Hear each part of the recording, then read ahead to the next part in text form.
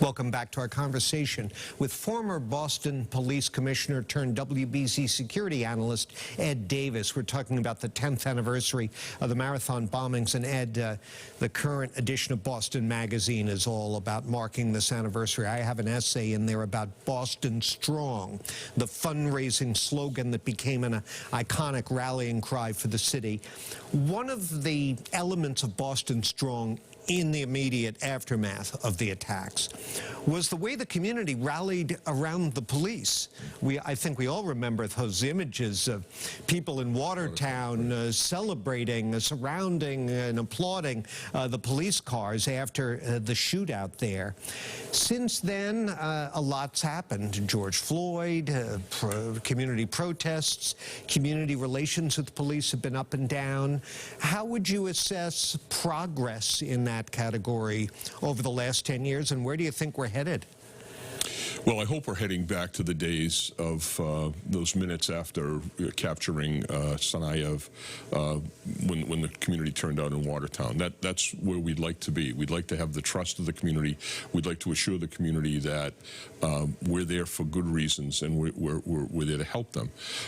We've had some terrible, terrible incidents occur, and we have a lot of work. When I say we, I mean police, and my family members are still police. My best friends are still in the business. We have a lot to do in rebuilding the trust that we've lost because of Floyd and the other things that have happened. But I can see signs of hope here. The video that police didn't want to have on their person for many years, now they've accepted it and they've embraced it. And when we saw what happened in Nashville, we've got a good idea as to exactly what the plight of the officer is when they arrive at these incidents. So I like the idea of laying out all the evidence, being completely transparent, and letting people make their own decision as to who acted properly. And I think when that happens today, we're going to slowly move our way back into that position of trust that we so covet. You mentioned Nashville, where the police put on a sort of a textbook, a clinic of how you respond to an incident like that. On the downside, we had Uvalde. Right. When it comes to training, you made a great point about how the body cams are now much more widely accepted by law enforcement. When it comes to modern training issues, there's always been some level of resistance. Is that changing too? Is training, is the receptivity to training keeping up with the techniques? Well, you know, it's interesting. That hasn't been my experience, that training was difficult to do. Police go to training all the time, and they pretty much go through it and listen to it. There might be well, they had done it in Uvalde. That's my point, and it didn't take. But that's my point too. Is that it's not the training; it's the culture, right? It's the way officers act, and the unspoken rules of who's in charge. If that guy's not going in, can I go in? Can I go in light of all of the things that are going on where police officers are being prosecuted? I want to do this strictly by the book. Where is the book on this? They failed in Uvalde. It was one of the worst things that ever happened in policing. But I think that overall, you have to go at this at training and also culture, and make officers leaders like you saw in Nashville. That's what the challenge is here. Speaking of culture, I want to squeeze in one last topic here before our time runs out. One of the amazing things that happened after these terrible attacks was the public cooperation with or compliance with the lockdown. Right. During the search. Then in subsequent years, you know, we had COVID, where in Massachusetts there was a fair amount of compliance, but certainly not everywhere, and there was a lot of backlash against that.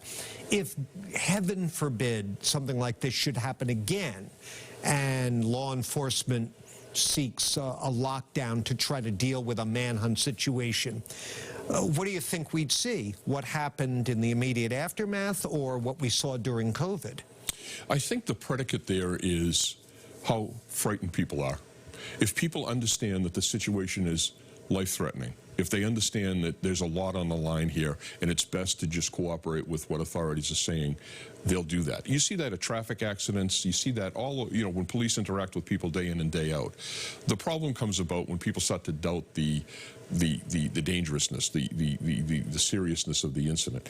And I think in the United States, you've got a healthy sense of, cynicism and, about what the government is telling you. There's nothing wrong with that. But I think when it's a situation where explosions are happening and people with guns are killing people, people will listen and do what's right for them, for their safety. That's the underlying, I think, component of this. But credibility, at least some level of credibility, is everything, isn't it? That's right. That's right. That's why rebuilding the trust is so important. We have to have people understand that we're here for the right reasons and we're trying to help them, not fool them. Ed, I wish this were a happier occasion for us to get together and talk, but I appreciate you coming by, and let's do this again in a few months and revisit some of these topics. Love it. Thank you very much for your time. Thank you, John. And thank you very much for joining us. Now it's back over to my colleagues for more WBZ News.